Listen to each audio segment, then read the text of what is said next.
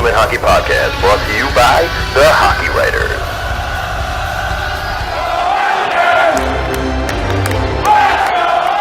Welcome back to the Nassaumen Hockey Podcast, brought to you by the Hockey Writers. I'm James Nichols, and as always, I'm here with my buddy John Zello. What's up, pal? A lot to talk about this week. Some ups and downs. Not sure. And we got some comments last week that I was a little negative on our Islanders, and we're gonna talk about it a little bit more. But wow, yeah, definitely some feelings and a little bit of roller coaster. So we'll get to it. Yeah, but before we get to the Islanders, let's just talk about around the NHL a little bit. We know that the Central Division has condensed their schedule, so between 52 and 54 games in 100 to 104 days. Florida, Dallas, Carolina, Tampa, they're all in the mix for that. So it's going to be a short schedule for them, but it's going to a lot of games. It's going to be tough for that division, for all of them. Who we ultimately think that Tampa is going to come out of on top. Yeah, and this was part of the reason why the NHL wanted to get the season underway as soon as possible. So that way, when they did have to do this, it still works within the parameters of the season, like the length and time, whatever. But it does, it's a game every other day for the most part, and there's not a lot of room for error. You're playing, you're traveling. If there's road trips, you're pretty much not stopping. I know. I don't know how it works with the NHLPA. I know that there are like mandatory days off. They may have, days if they travel that night, they may not have anything. There's not a lot. That means there's, not a lot of practice time. Not a lot of even team time. Like they're supposed to get actual days off from work. We typically, us 9-to-5ers get weekends or whatever. They're supposed to get their days too. So it's difficult, injuries. It could add up really quickly. And with what they're trying to do to end the season and get the playoffs underway, it's going to be tough. Any other hiccups in it, we're getting into some different conversations about how do you get teams into the playoffs, points percentage, all that.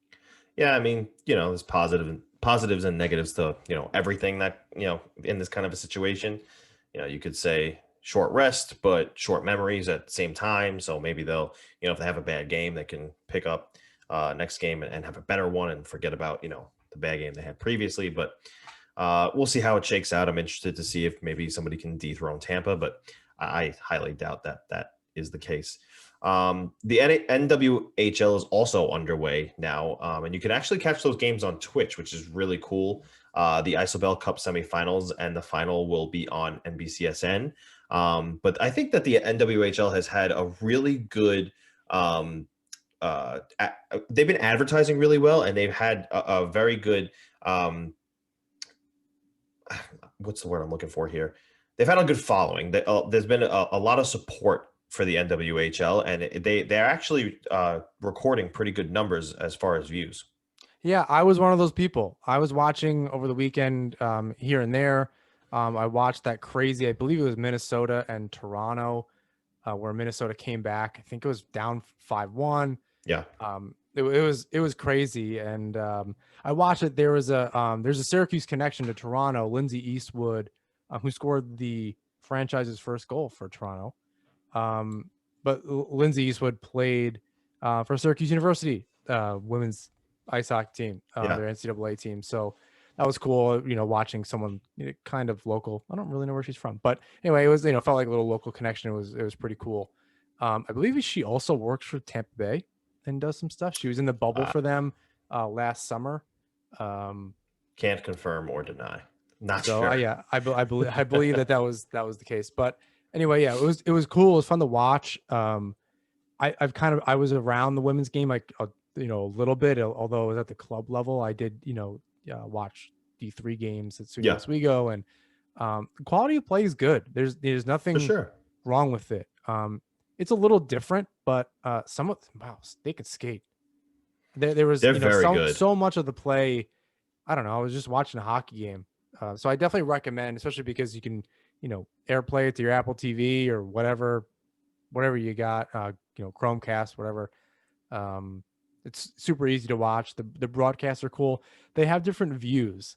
So they had like the bench view, the whole game, and there was different things. Now, like the Zamboni drivers, like Yeah.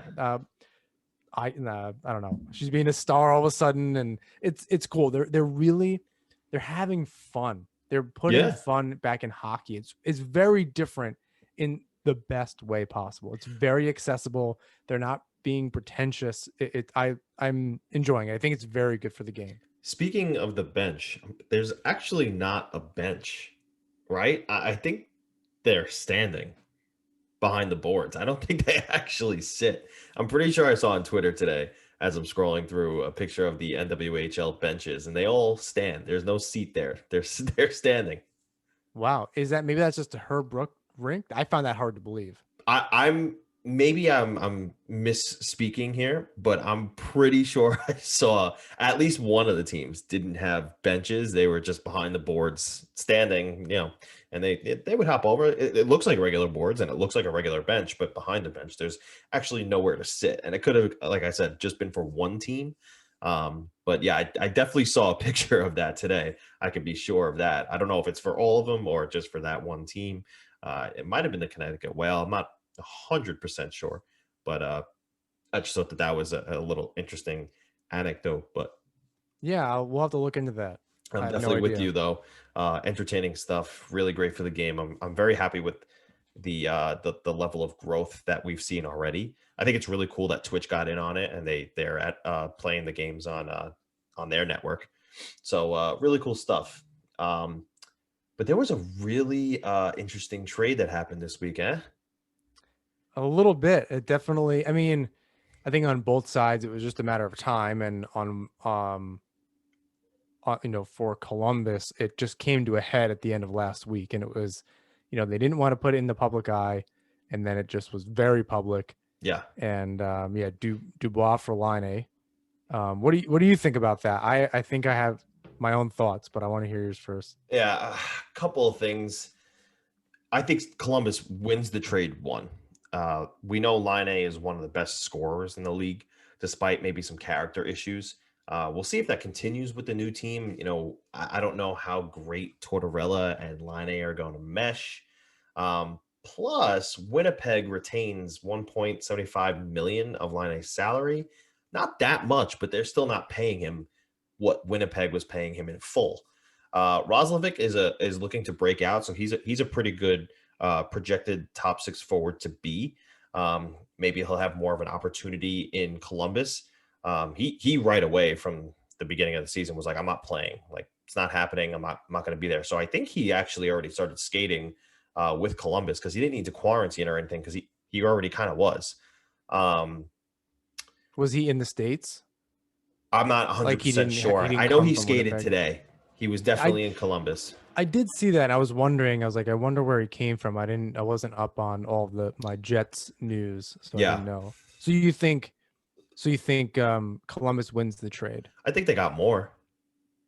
I think that added value, especially if it's somebody like a prospect or whatever, or like an up and coming NHL player that's can add some immediate value on a team like Columbus. Yeah, I think maybe it tips it in their favor. So I think, you, Joe, and I were speaking about it like when it happened. And yeah, I think I originally said that the Jets kind of got fleeced on it, but I think I think both GMs just needed this to happen. They both only have a year left after this, I believe. Right. And then there'll be RFAs again. And some people had said to me, because I said, I don't think they're staying. To me, in their, Line A is not going to stay in Columbus, you mean? To me, Line A got traded to the American Winnipeg, and Dubois got traded to the Canadian Ohio. So, and they don't want to be there. They want to be. I mean, I think Winnipeg is definitely a bigger market than Columbus, and that was what Dubois wanted to do. So maybe that may work. I think I saw a couple takes and it made me think differently about the trade. As far as like their complete game, and I really have to admit, outside of the last year's bubble playoffs, watching Columbus kind of play, I didn't really hear about Dubois.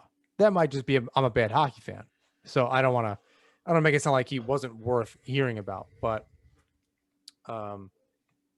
Line A is just this guy, he scores 40 goals, every year, or 28 or whatever. He can put the puck in the net. Long season, short season. I wonder about their values to their new teams, and maybe Dubois has a little bit more. So the Just charts because and he's a graphs, center. yeah, the charts and graphs suggest that he's much better than his numbers suggest.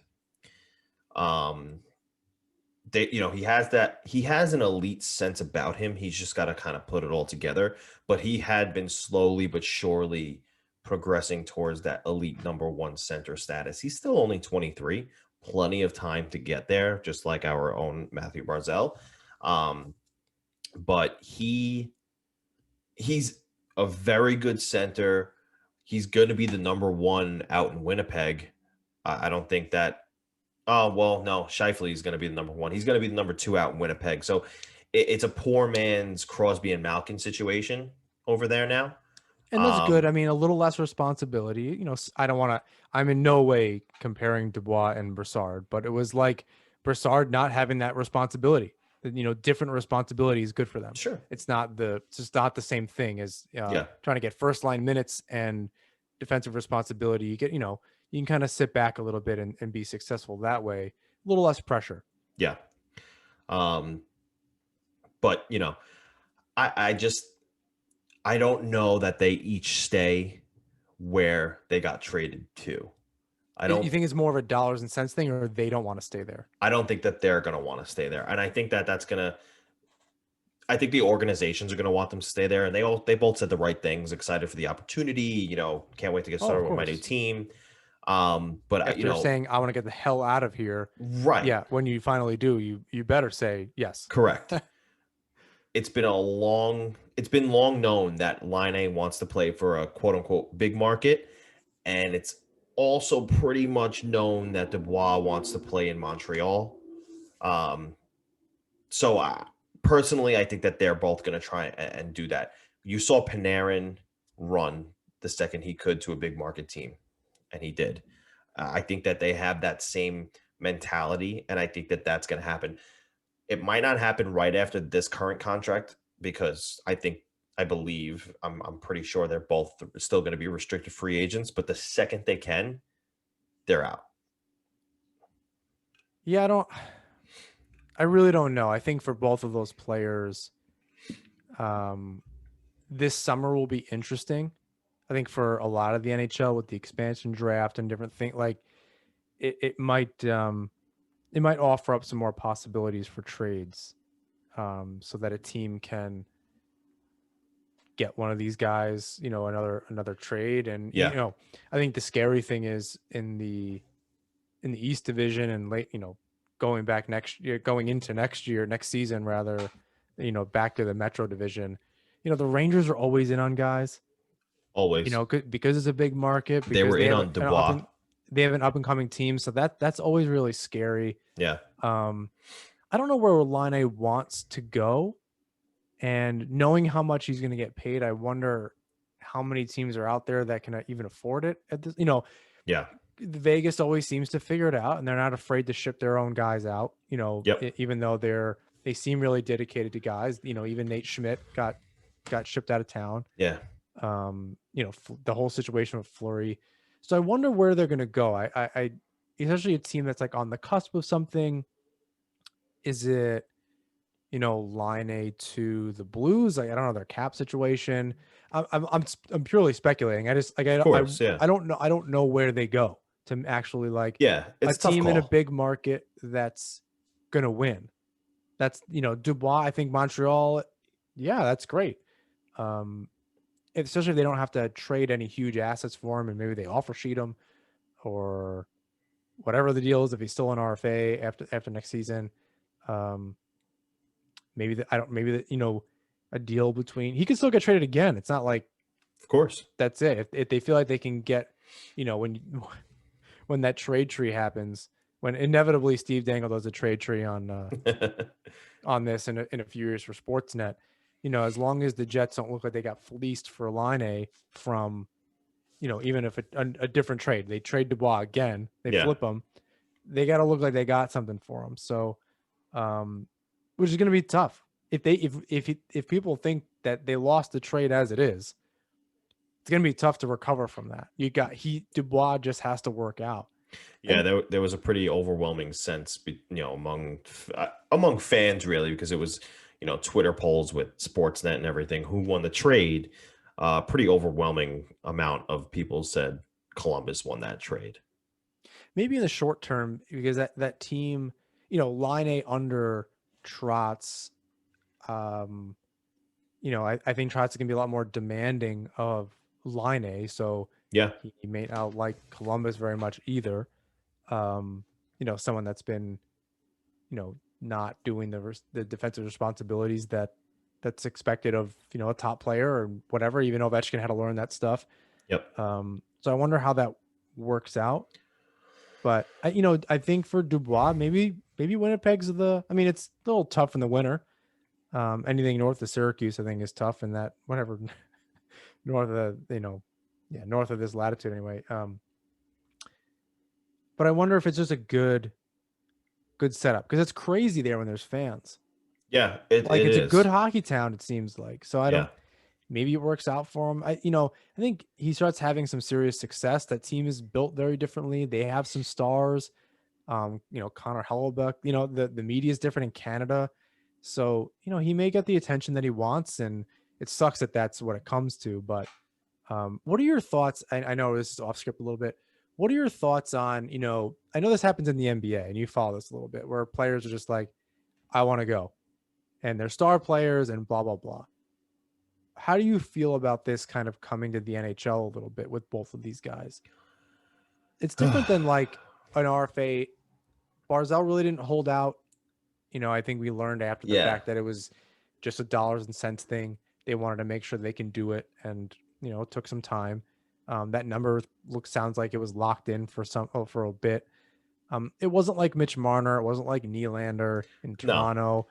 So what are your thoughts on it coming to this league, and how does it affect things moving forward? It seems, I don't love it, but I get it. I get it. Like you said, I get it, because that kind of a blockbuster trade engages fans on social media, and they love it, and everybody's talking about it, and they want to hear about it, and that just naturally brings in revenue. So I get that. I get people wanting that kind of thing to happen more often. But as an yes, I write about the Islanders, and I try to be objective, but on the inside, the fan in me, I want Barzal to be a lifetime Islander. I don't want him going anywhere. Yeah, I don't think he's in that situation, because he's been really clear. Although a lot of fans can point out, we've kind of heard. Oh yeah, no, I'm not saying that. What he said was very different than what Tavares said. Yeah, no, 100%. I'm not saying that he would be. I'm just, for instance, I want Barzal to be a lifetime Islander, and I'm sure Winnipeg wanted Patrick Laine when they drafted him to be a lifetime Jet, and he scores, like we said, 40 goals, 35, 40 goals. Who doesn't want that on their team for however long that person's career is going to be? So, I'm very, I guess you can call me old school, but I like it when a player starts with a team and ends with a team. Yeah, that's going to be very few and far between. It's going to be, a guy it's going to be like a Crosby. It's going to be like a Stamkos. Right. And I hope that's what we get out of maybe an Austin Matthews. Yeah, I hope that's what we get out of Barzal. I feel like we will. But that's where I stand on it. I try to be objective, but on the inside, I started as a fan. So the fan in me wants to see, my own guys that they start with the Islanders. I want them to stay with the Islanders. And I feel like anybody who's a fan of their team wants that. And then when it comes to, wow, these two teams that I'm not a fan of just made a huge trade. That's crazy. I want to talk about it and read about it. I feel like, you know what I'm saying? Yeah. I think, what I've heard from a few other people is, when like the Nets this year, right. They've kind of collected all these enormous stars in the NBA. But fans may not. I mean, it's one thing like your team wins a championship. Who gives a shit? Team won the championship. I'll be excited. Yeah. But there's no emotional attachment. I think, thinking about the Islanders, Pajot came in and is now part of the fabric. He bought in very, very quickly, Very quickly. Signed a long contract. So even with him aside, we've watched almost this entire team become New York Islanders and grow up with this team. And there's an emotional investment that when all these trades happen, even with Vegas, like they had their core team and then guys were kind of in and out over the last 12, 18 months. Yeah. You kind of lose that a little bit. You're not watching your team be successful. It's kind of like the 80s Islanders, 70s and 80s Islanders. You kind of watch the core of this team grow together. Yeah. You got attached to these players. You had your jersey for years and years. I think there's a certain amount that's really important, but at the same time, if the Islanders made a few trades and it was guys in and out and it was a bunch of new guys and all of a sudden they won, I don't think fans very quickly forgot about Robin Leonard when Samuel and Varlamov brought the Islanders brand new to the team. Yeah. I'm not saying forgot about him altogether. Obviously, I think he's, again, very quickly became part of the fabric of Long Island. Yeah. My point is they're not like, man, really wish they kept Robin Leonard. Meanwhile, Varlamov sliding into the group when they won an OT. Right. Fans weren't all, going like, oh man, Varlamov, I'm really upset about that. Like, nope. It was unless you were in my mentions last night after the loss, because we'll get there. But a couple people tweeted at me, we lost Robin Leonard for this. Oh my God. All right, I cannot wait to talk about Sorokin because I got a lot to say about that. People. Yeah. So I think but we can try to wrap this up soon. But I think I don't want to say you forget, but like when your team's doing well, you tend to forget that. So trying to tie these things together, like with these big trades in the NBA, I think my point is that they're very openly requesting trades. They're not like, it's not like a trade and then it later leaks out that they want it to go. And it's very like everything was in the open. They're trying to Columbus works that way. And they've said that from the get-go. That's the kind of team that they are. They're an open team in the locker room with each other, with management. Well, it clearly worked though. Like that, what I mean is no one stayed. That's great. So everyone's open about the fact that they want to leave. So who's going to sign there? Well, that's why I feel what bad. Are you in that atmosphere, in that environment? That's why I feel bad for Columbus fans, because they need someone to want to be there. Like they need, and I'm not saying like someone like Nick Foligno, who's their captain. Like Nick Foligno is there and staying there because he's Nick Foligno. Artemi Panarin and Sergei Bobrovsky, you saw people flocked to them, or teams flocked to them. I mean, they had a plethora of options. Nick Foligno is not going to have a plethora of options. They don't have the ability to retain superstars. And that's why I feel bad for Columbus, because they lost so much in the past couple of years. And they continue to somehow stay relevant with Seth Jones and Werenski anchoring that defense. And they got lucky with Korpisalo and Merzlikins working out well in the net. And now, great, they have Line and Dubois for some time was starting to become a relevant name for them. Now they have Line, they have Roslovic. I don't know what it is about Columbus that people don't like, and maybe What do you mean you don't know? It's Tortorella. Well, I was gonna say maybe it's because of Tortorella. I mean, but nobody's openly saying it. That's the thing. I mean, it's pretty plain English, and people have. No, I understand. People have said not great things about him as former players of his whatever the case. I don't think it's. I think it's that obvious. You don't have a bunch of these star players leave, and over the last 2 seasons, and not think that. And the fact that it's easier to trade your star player than, not that every time a star player comes in that doesn't like the coach, they should get rid of them, but you're trading star guys for your team and the quality of the team. This team plays really well. Yeah. And it's not Tortorella necessarily as a bad coach in terms of results. It's in terms of trying to keep guys happy. Yeah. short-term results for, and being unhappy. It's not any way to live. That's not how these guys want to live their life. Right. So I wonder how Line is going to react to all of that, because if it's stressful and, I hate that it's, oh, you can't coach these guys like you used to. Well, as we've learned with Mike Babcock and Johan Franz and all these other stories that we're hearing about these coaches, turned out that the players didn't like it then either. They just didn't say anything. Yeah. And the fact that players are actually standing up for themselves now doesn't make them weak. It actually makes them stronger. That they're like, no, I don't want to play here anymore because this guy's a jerk off.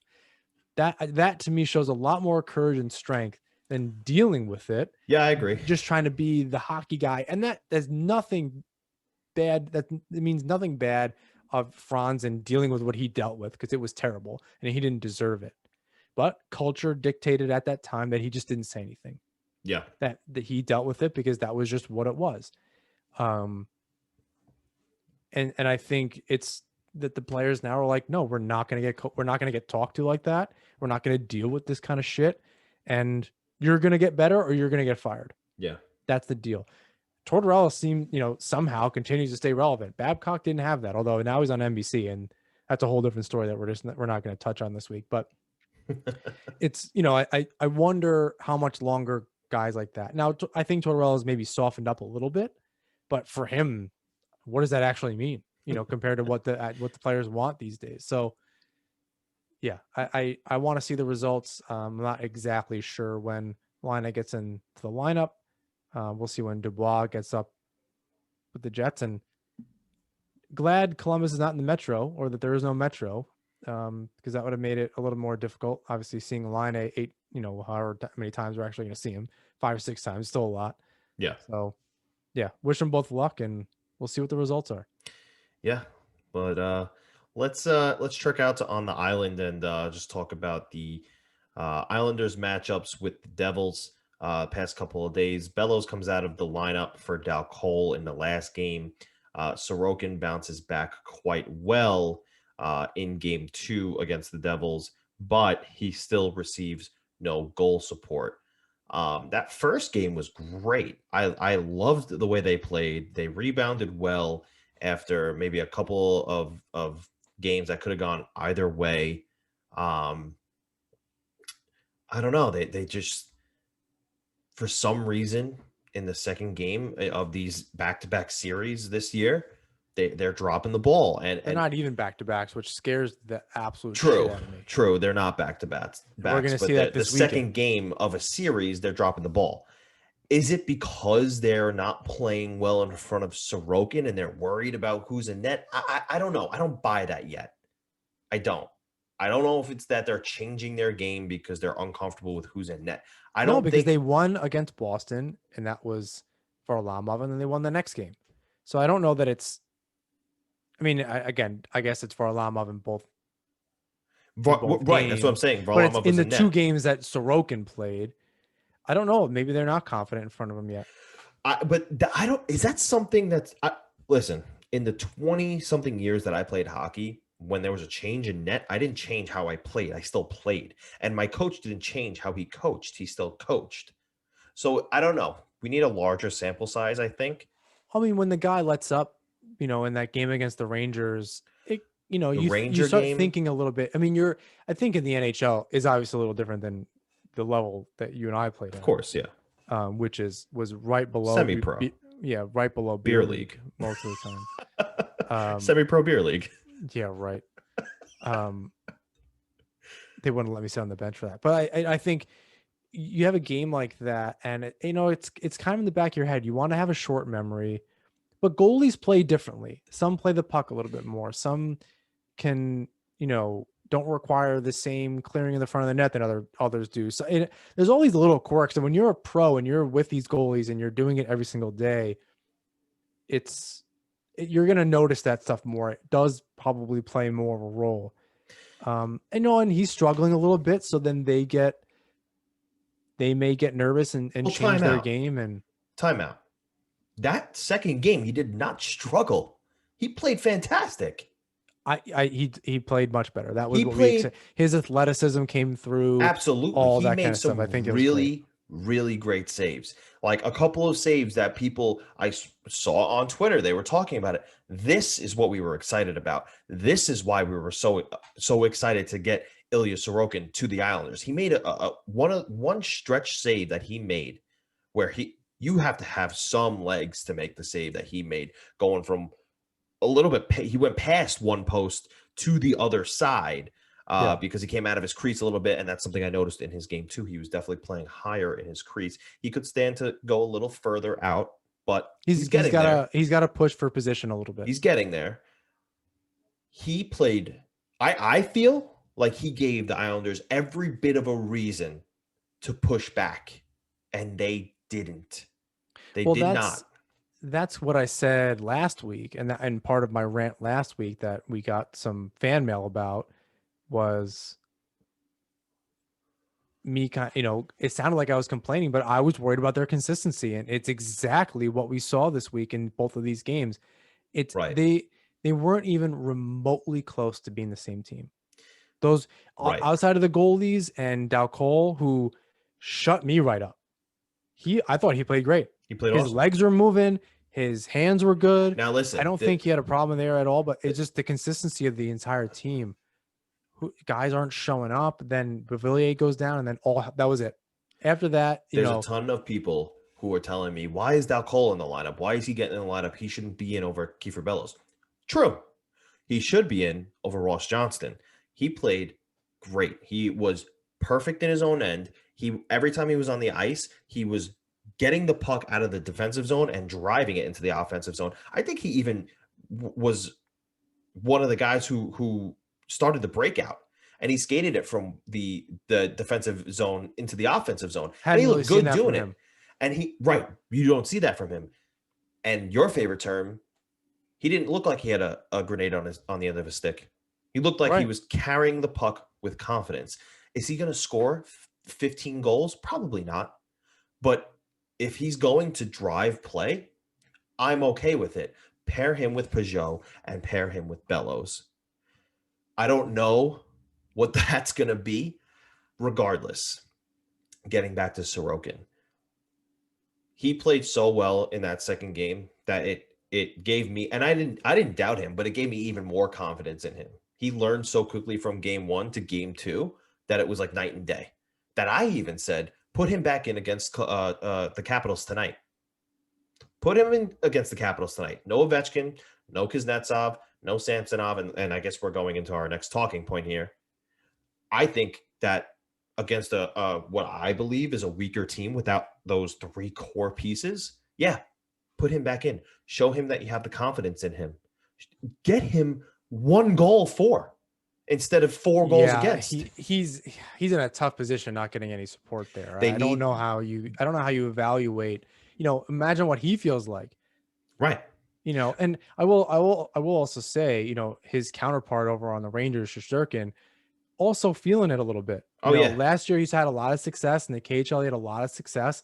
And they're both struggling this year, and it might just have to do with these, young guys, and they're in a grind. It's very different. And they might just be struggling. Sure. And it's again, people had said to me, we lost, and this is what I meant before earlier in the episode. We gave up Robin Lehner for this because yes, it all ties back to why we didn't re-sign Robin Lehner, right? Because which is now Sorokin 2 seasons ago, right? But it's all because people believe we knew Sorokin was coming. That's why we didn't take Lehner back. Whatever. The plan was to get Sorokin here. His performance on Tuesday night, 0% responsibility goes to him for the loss. 0%. Was the second goal maybe not the best goal to give up? Yeah, he made the initial save. He let up a rebound. These are growing pains. These are normal growing pains for a rookie who's in his second NHL game. Aside from that, spot him 1 goal. At least make it a tie game, and then he's got to win it for you. He was already that was 2-0 scoring goals. Well, they're either getting shut out or shutting it out, and it's not that's not sustainable. That's not how you're gonna be successful in this division. And I'm not really worried about the standings right now because it's 5 or 6 games in for everybody. So it's just because the Devils are in 3rd place doesn't mean anything. Although give them all the credit. They came back, they bounced back. I think a big thing is there's a mental aspect to this, which is what I'm surprised about with this team, is that they're not ready for these teams to come back at them after they beat them Right. and weather that storm. They come out and they're asleep. And that's scary to me. You Right. can't go through this. Like I said last week, what I'm worried about is they're going to win one game, they're going to lose one game, they're going to win two games, they're going to lose two games, Yeah. and if they go in guns blazing after a loss and they play a good hockey game, like I foresee them going and playing a good hockey game tomorrow or tonight when you're listening to this against the Capitals. But then on Thursday they got to show up. Yeah. They're just like, we won, we beat them already. Well, no, it doesn't mean Especially anything. because they're not going to be, again, without those three core pieces. So, look, the last thing I'll say about Sorokin, there's, in my opinion, nothing to worry about. He's already shown that he knows how to learn from his mistakes. He's already shown growth. And again, I know it's just 2 games in, but if you're so quick to make a judgment on how bad he might be, I'm going to be so quick to how good he might be. And I think he's going to be great. I don't think there's any reason to be worried about him. Going into the Caps series and the Philly series, he should maybe get at least 1 start. He'll probably get 1 start. I would be fine if he got 50% of those starts. I think one of those games against the Caps, and then I definitely foresee him playing one of the games against Philly in the back-to-back. Yeah. So there's no way that Varlamov's going to play both of those, and then the next week is just one day breaks. Every game, every other day is what I'm trying to say. So he's definitely playing one of those games. So yeah, I think it's more likely that we're going to get Varlamov tonight against the Capitals. But if it were me, I would have loved to have seen Sorokin. But we need to take advantage in this series, and by that I mean, if you're missing those 3 guys, your superstars need to take over. And we spoke about how Barzal was so good 2 games ago, and then yesterday he was a ghost, or 2 days ago he was a ghost. Again, he did the same thing with the Rangers series. Right. And this can't happen. This can't happen. We talked about we're seeing the evolution of Matt Barzal. Yes, but at the same time, we're not seeing the consistency there. So the CD skipping. It's right. a great album, but we're not getting the whole thing. Right. We're missing huge chunks of it. And this is the whole team. And Beauvillier might be out the next game, but he's been a ghost too. Yep. And that's a huge problem on this team. You're getting guys trying to do too much. Nelson's trying to make too many moves. Too many passes in front. If it's one thing I saw with the Devils is that they're just putting the puck on net. I know that's not the Trotz style. It's quality over quantity, but they're getting pucks to the net and creating opportunities. And then when the Islanders get frustrated is when they finally do that, chances start happening, but it's too late. It's happened in the losses this season so far. But they did that 2 games ago. In the first game against the Devils, all they did was shoot, get the puck to the net, get the puck to the net. They just kept doing it. They ended the game. They ended the first period with 15 shots in that first game against the Devils. So I don't know what it was. I don't know what the mindset was, the change was from game 1 to game 2 against the Devils, but they completely were a different team. They were not the same. And I don't know where that mentality comes from. I don't know what, Trotz is saying to them in the locker room, but he needs to get that message across to, hey, play your game, play our game, play Islander hockey.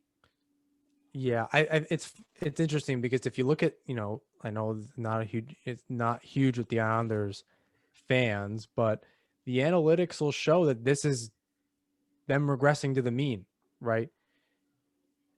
When they play really well for a long period of time, they're going above expectations.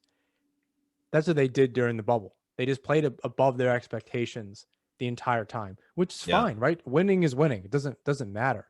Right. The problem is with their style is that when they're not playing good, it just doesn't work. Yeah. And that's when something's off right from the get-go, that can snowball. You want to build momentum, but you're building negative momentum. Yeah. Or you keep tripping over yourself to get it going. So this is how they were playing going into the break last year. Yeah. Going into the stoppage. So again, that's what I said last week. It's hard to watch that. They won the game against Boston, and they lose that game 2-0 against the Devils, whatever it was, Sunday night. And I see the quotes from Trotz today. Oh, we don't mind winning games 1-0. And man, in this league, I don't know how you're going to do that. Like that's not a sustainable look. He's a Hall of Fame coach, won a Stanley Cup. That just doesn't seem like the plan. And if you're going to say that, you're the only coach in the league saying that. You better be a genius or just be right, or just be right all the time. Like I don't know. I don't understand the approach, because you're either going to look like an idiot or you're a genius. Those are the only options. And when they lose like that at 2-0 in today's NHL, I don't know, even 2-1, make it so you lose the game late. There were hardly any offensive opportunities on top of, no goals. It wasn't like Wedgwood stood on his head. He made a few nice saves. Yeah. It wasn't like he stole a hockey game. The Islanders just didn't even put anything towards the net. So I don't like where their heads are at right now. I don't want to hear, I understand they're not an offensive juggernaut, but to just be like, yeah, we're going to score 1 goal. I don't know. You're going to do that against a Boston team with Pasternak? Absolutely not. I don't know if that comment is just to please Lamoriello, because everybody has that fear of Lou, that nobody wants to upset him. I don't know. I mean, guys are asleep. I don't think that's not a Lou thing necessarily. It's your guys aren't showing up. Again, Beauvillier isn't playing. Like he's Eberle. Holy shit. I just watch this guy going through the motions. His head's up, looking at the rafters. Guy, I don't know how you're missing these shots. He's either missing the net completely or shooting it directly into the goalie from on the doorstep. At some point, you gotta. Yeah. He can't be asleep until halfway through the season. Not this year. It can't be. So Beauvillier, the culprits. Yes, Barzell's got to be more consistent. Nelson's got to try to do a little bit less. Lee, he's missed the net a ton. He's had a lot of opportunities and misses the net from. He plays within, I don't know what, 12, 18 inches from the net, the crease. Yeah. Come on. Plenty of opportunities for Lee so far this year. Lee could have 7 goals already. He's had so many chances to score, and he, But he's got 2 goals in 5 games. I want to see more than that, but at least he's on the score sheet. Yeah, he is. Eberle and Beauvillier, maybe they have a few assists, but and look, not an excuse, but the ice was horrible at the Prudential Center. The puck was bouncing everywhere. I felt like there was not a shift where I didn't see one skater struggling to stay on his feet. And I don't know, maybe the Devils are just used to that, but they were not able to. It was like the puck was just getting away from them barely. It was just out of their reach.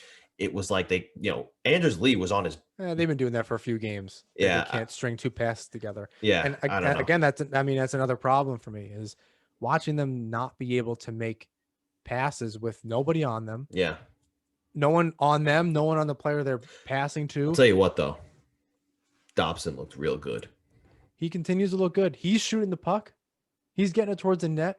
Yeah. I like that. He's on that power play. He's stirring the drink. You see the confidence growing. And I think that the Islanders have a little bit more in him than they even realize. I think the stronger that he gets and the more confident that he gets, I think earlier in his 20s, he's going to be more. He reminds me of Klingberg on Dallas. I see a lot of Klingberg in him. He could. I didn't see him earlier in his career very much. I know he's still young, but I think, on a positive note, and we said this off the air a while ago, and I don't think we ever said it on the show. I don't think, and I tried to be, watching the defense and how they were playing against these teams so far in the first 5 games. It's kind of a good marker so far, especially kind of, going through some good games and some losses and all that. I'm not sitting there wishing Taves was there. Right. Is it tough to go see him, score some goals out in Colorado? Yeah, that was going to happen though. With that offense. Do I still want him on the team? Yeah, of course. The team was better, but he's a good player. You want him on this team, right? Sure. but I'm not sitting here going, oh man, this would have been different with Taves. Right. It I 100%. I think it's just, next guy up kind of thing. It's Dobson's time. I think Green is still playing pretty consistently. He had a couple, I know you say he's pretty flawless out there. Saw a couple mistakes against his former team. That's the whole team right now, though. But it's the whole team right now. And, a guy like that should be a little unflappable. I think, he's trying his hardest to take Boychuk's spot by blocking shots and being a little bit of a tougher player to play against. But he's 37, 38 years old. I think it's going to be tough. But, on a positive note, I'm trying to balance it out a little bit. So I'm not just bellyaching the entire time. I'm not sitting there thinking, man, Taves would have made a huge difference. Yeah. I think maybe Dobson's going off script and just, shooting the puck more in the power play. Good. I think, and I will go actually off script on purpose here. What's up with the power plays? And there's 4 right-handed shots on one unit and 4 left-handed shots on the other Purposeful. unit. It's on purpose. They can't connect the passes. What do you mean it's purposeful? I'm not the coach. I can't. I mean, make I know those changes. I know they're putting their best guys together, but like switch Beauvillier and Eberle, something. You got to switch something. And we spoke about this earlier in the year on previous episodes, but Trotz likes the Dobson-Pulak connection. He says it reminds him a lot of Ovechkin and Carlson. So that's why the 2 righties are on D. He wants that to continue. He thinks that Dobson can feed Pulak well, which he has a couple of times. There was that's not the problem. No. But then Barzell's on that off wing, and he can't shoot from there. Yeah. Especially for where most of the time he gets the puck, it's on the half wall or deeper below the dot, and he can't make a play from there. I'm watching him going. Then he's trying to get the puck across to somebody, and he's got to go all the way across Lee. Yeah. Or Eberle's in front. If he's the bumper that works out, you can probably make that quick little pass there, but they're not really trying to do that. I mean, in the first few games you saw it, but it's not, I think it was it Brock Nelson released off of in that bumper spot. He released off the defenseman and gave himself some time and space and was able to score. Yeah. But that was just moving the puck around. They can't seem to move the puck around. Neither unit. It's so slow. It's always and I think been it's that because way. they have to. I know you're most likely listening to this and not watching it, but you have to change your whole body positioning every time you're receiving that pass to make sure it's going to get on your stick.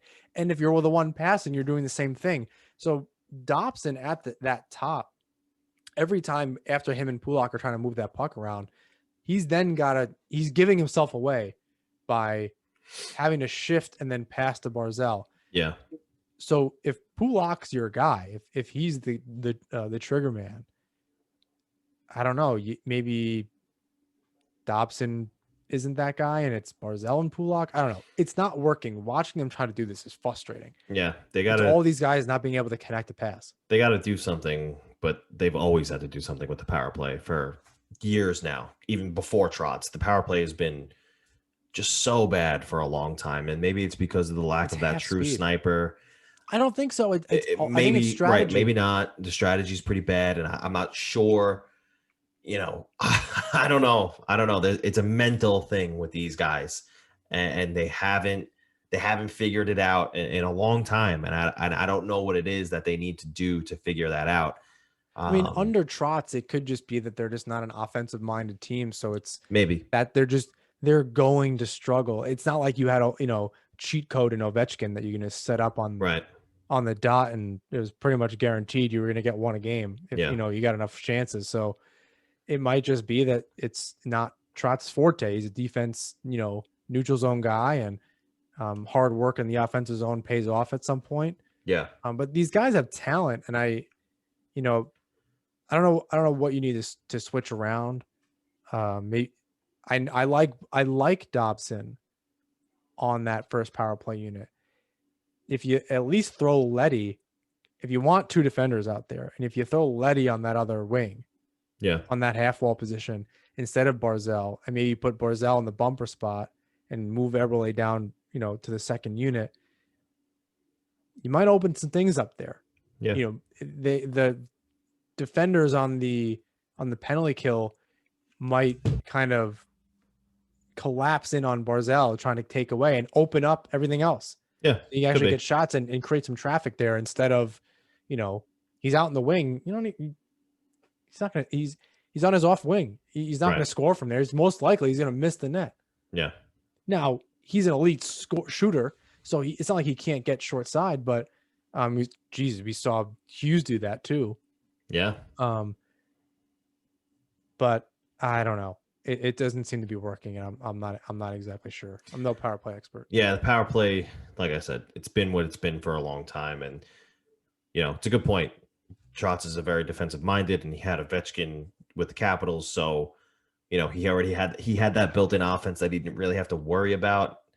Him and Backstrom and Ovechkin have that. Carlson's really good. Yeah. They get Oshie. Like, they had some offense there already. That you throw them on the ice together. It's like any really good team like Toronto. Yeah, of course you throw out, $11-15 million worth of players. They're going to score goals. Or way more than that. Yeah, that's actually like $50 million worth of players. Yeah. Oh yeah, of course you're going to score some goals there. So, and they struggle too, which is amazing. Yeah. So yeah, I'm not sure what they need to do. They need to at least, I want to see them at least try some different things. I think when you see them, the definition of insanity is doing the same thing over and over and expecting a different result. And when we continue to see the same result and them do the same thing, and it doesn't work. I don't know. I fell asleep during the third period. Yeah, it was pretty bad. I'm like, the Devils are just going to hold on. They're to 2 goals against a good team. And the Islanders weren't putting any pressure on anyway. It was so boring. Yeah. So boring.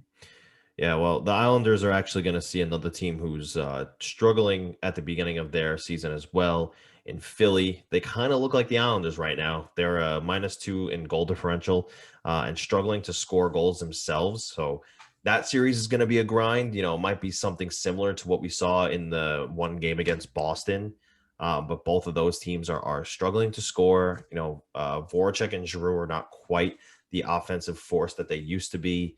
And their young guys like Farabee are kind of veering off. They're a little streaky, kind of like we said Beauvillier was. So it's going to be a hard-fought series. I don't see why the Islanders can't win 3 out of 4 of these next games. They got to get 6 out of 8 points. I agree. I don't see why they can't, because I especially with the Capitals missing those players and the Flyers not playing as well as they should be, the Islanders need to take advantage. Now, they will be missing or possibly missing Beauvillier. It's been announced he's day-to-day. Trotz did actually just announced a few minutes ago. I saw it on Twitter. There might be some changes to the lineup. Yeah, so it's been for a couple of days he's been saying that. Right. So what does this mean? During this trip, the lineup can change. What does this mean? One would hope that Ross Johnston is out of the lineup. He's not a third-line player. We said this last week. But we'll see. He's not an everyday player. I don't know third what the line, confidence, fine, not every day. But I don't know what the confidence is in him to keep rolling him out, because it's like I watch him. He goes out for a shift. He throws his body at somebody. The puck trickles away. He can't retrieve it. And it's just a constant over and over process of that him doing that again. If Bo is not playing, I hope to see Bellows with Nelson and Bailey. He got some reps in with them already. Maybe Wahlstrom instead, because on the left side, he's the right-hand shot. So I think he fits on left wing too. So it would be nice to see maybe Wahlstrom, Nelson, Bailey, Dalcol, Peugeot, and Bellows, just because those fit, right? Wahlstrom, the right-handed shot on the left wing, Bellows, the left-handed shot on the right wing. That's more offense to me. That's more offense. It's tough because I think you, Joe, and I have these conversations, and we're just dumbfounded to a certain degree. Like, just put out your best team. What are you afraid of? And the team obviously doesn't see it like that. It's Yeah. crazy to me. I don't know how there's this. And I honestly try my hardest and I try to defend what's going on. I don't know if I'm trying to be objective or whatever the case is, but I cannot for the life of me explain Trott's move of keeping him of Ross Johnson in the lineup. Right. I can't think of a good reason. And I always say I'll never question Trotz, but I'm sorry. I just don't understand this. I don't. He's not a third line player. Peugeot is drowning doing the work by himself. I mean, he's out there just grinding. Well, he's double shifting with the fourth line. Yeah. And so it's even more inconsistent for him. He's doing the Lord's work, trying to just keep the bottom six together pretty much on his own. Right. And the fourth line doesn't look great. They haven't really gotten the engines going. Yep. And that's kind of tough. I saw, someone had said, the fourth line doesn't work without a good third line. I don't really know that I believe that necessarily. No, I don't believe that. I think it's just they gotta get their own act together. Yeah. I don't know if it's, Clutterbuck doesn't look great. He did look better against the Devils, I'll say that. But it's still not great.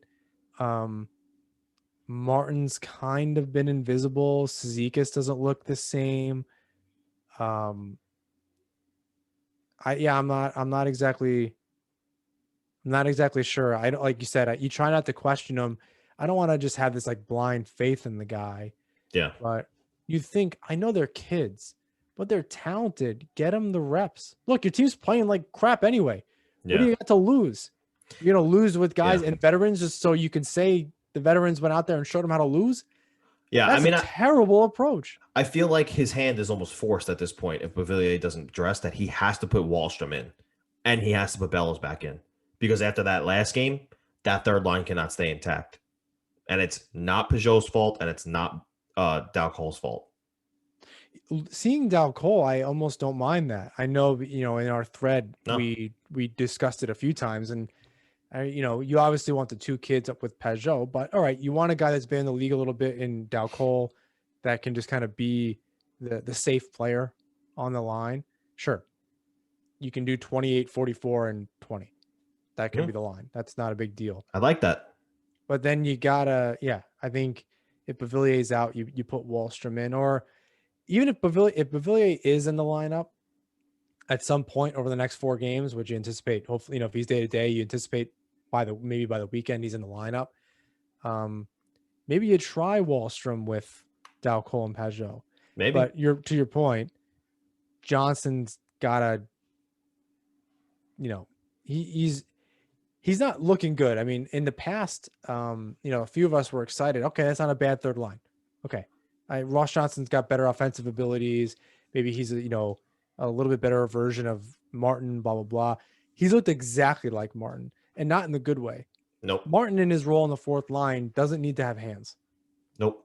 He's causing havoc. He scored 5 goals in the playoffs last year. That's not that, I don't want to forget about that. So unless you're going to chip in some way and that third line's going, I mean, he's turning pucks over. It's not looking good. He's going out of his way to make hits that don't need to happen. And like you said, the puck just kind of goes by and you're just questioning what his intentions are out there. And I don't know if it's a game plan thing. And maybe he's being asked to do that like Bellows was. I wrote that article about, him adapting.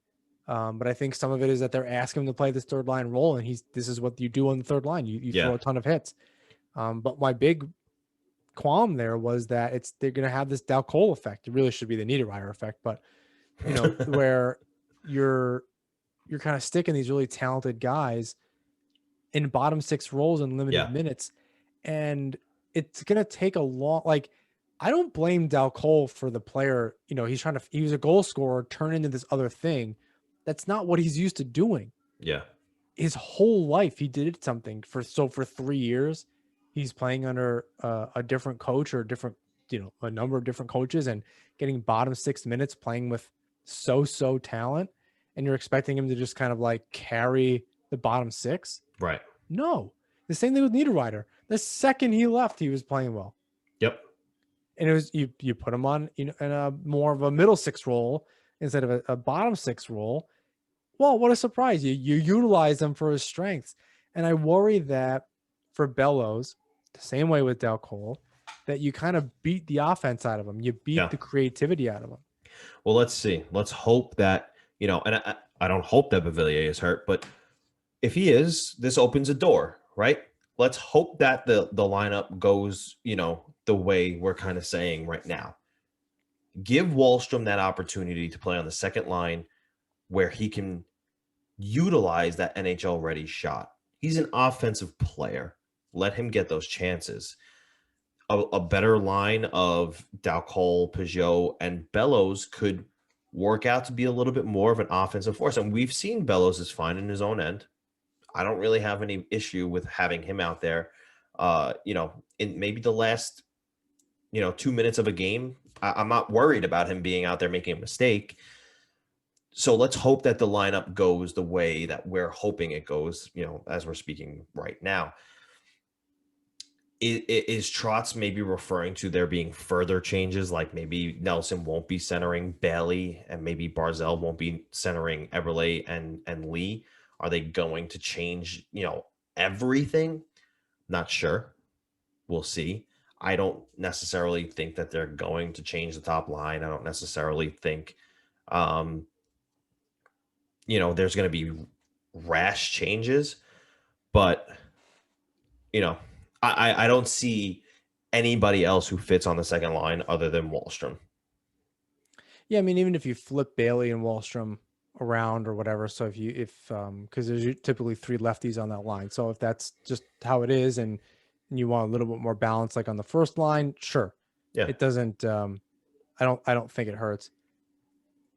I wonder. I hope they don't. I hope they just plug guys into spots instead of. I like them up the middle. Someone else tweeted that too. No friggin' way that they change anything up the middle. That they're very strong that way. Yeah. I really don't think that's the problem.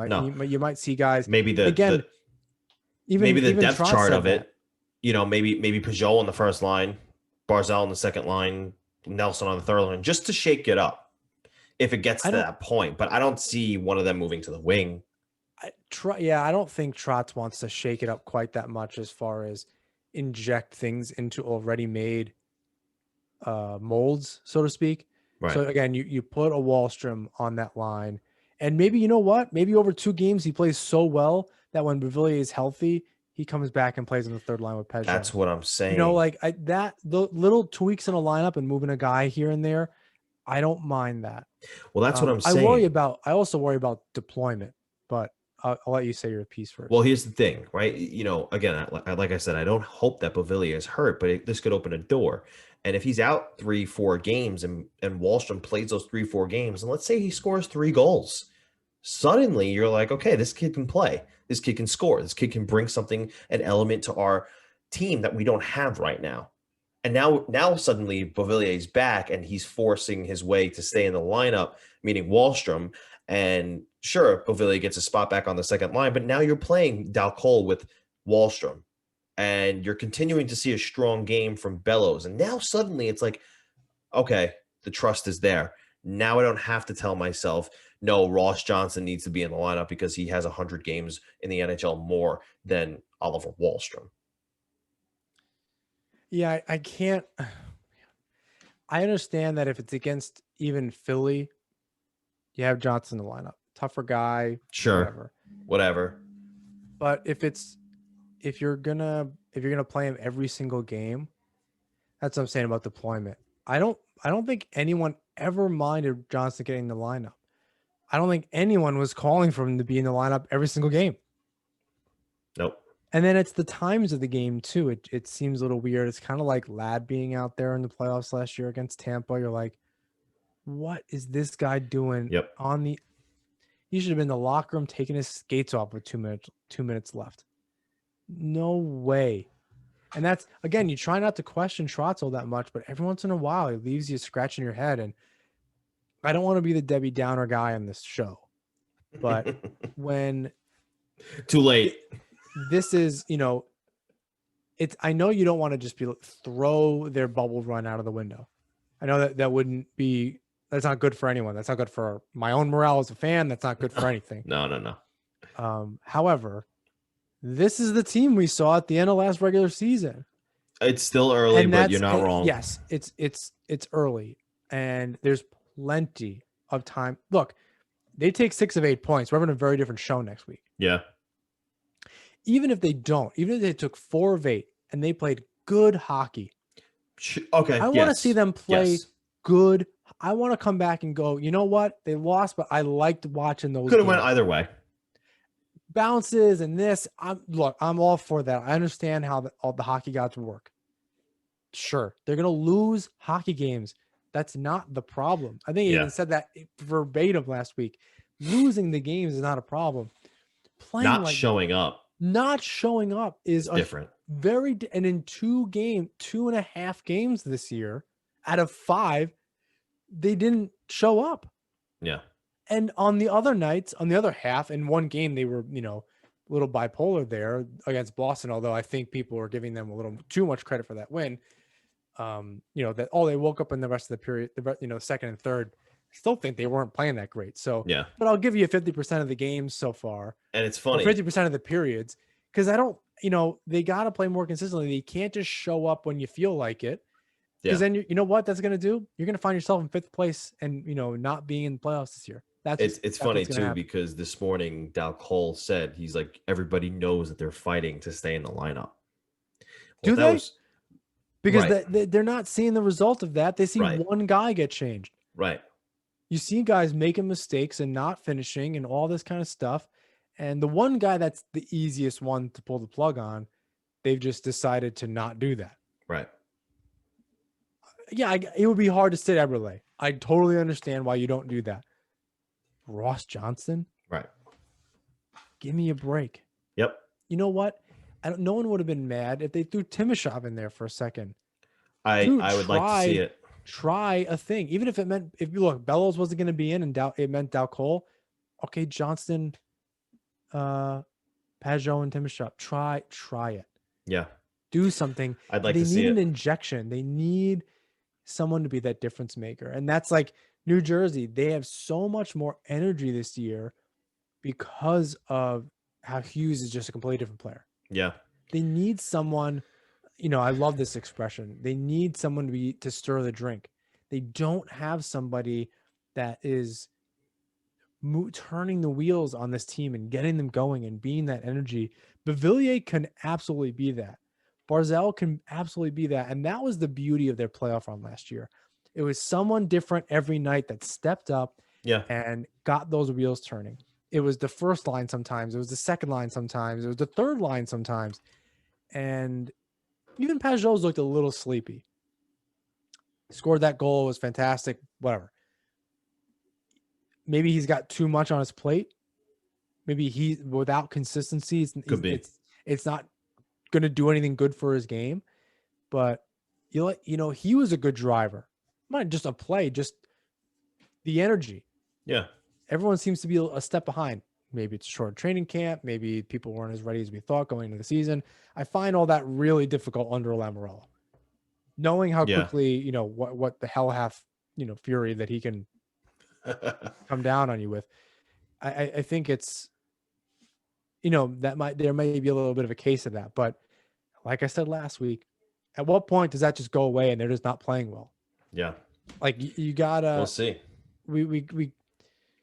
This will be a good test. These are two teams that going through their own problems right now, whether that's with their personnel or otherwise.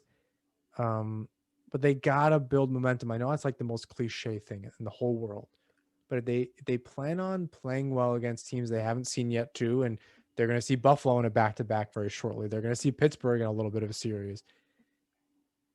These are all teams that are hungry. That everyone's in the mix right now.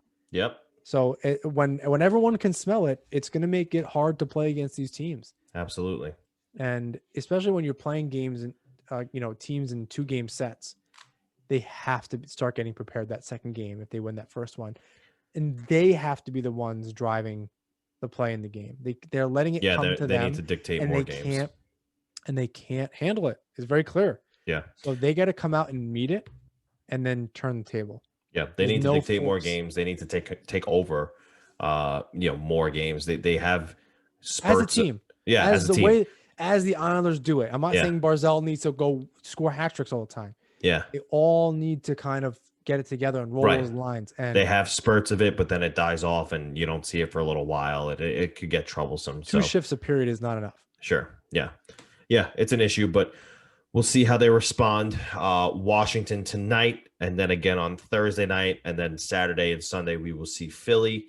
Last interesting thing I just wanted to mention quickly. We won't analyze it. I know I said I'm shutting the Hosang book last week. It's staying closed, but we just wanted to inform you. Maybe you didn't see the comments. Bridgeport GM Chris Lamorello said that loaning Josh Hosang to Sweden was just something that made sense for them because the AHL is only playing 24 games. It's going to be both against Hartford and Providence, just two teams. So the situation is open-ended, according to Lamorello. They're not ruling out a return to North America, and they're saying that the communication with Hosang has been excellent. So it seems like they made this move strictly because they want him to get as much playing time in. And the fact that they said that they're not ruling out a return to North America says to me they want him to get his reps in. Who knows? And not 24 games against Right. the same, they spreading your want it to happen prospects out, quicker. everybody gets their games in. Yeah. So, like I said, we're not going to analyze it. We're not going to sit here. It's positive news, in my opinion. I didn't expect to, hear that today. And I hadn't thought of it like this. Oh, they're sending him there to get more reps in. We didn't really know what the situation with the AHL is going to be. So this does kind of make sense to me. And now that, it's come to light, it's good news. It's a good situation. And let's hope for the best for Josh. Let's see what happens. But thank you to everyone who's listening right now. Please rate, review, and subscribe where you listen to the show. You can follow us on Twitter and Instagram at Nassman Hockey and find all of our work at thehockeywriters.com. You can support the show by picking up some NHP merch, donating through our Patreon. Our newsletter is out every Friday, and we got some bonus content coming. Wednesday night, we'll be doing a quick live. Are we doing it live?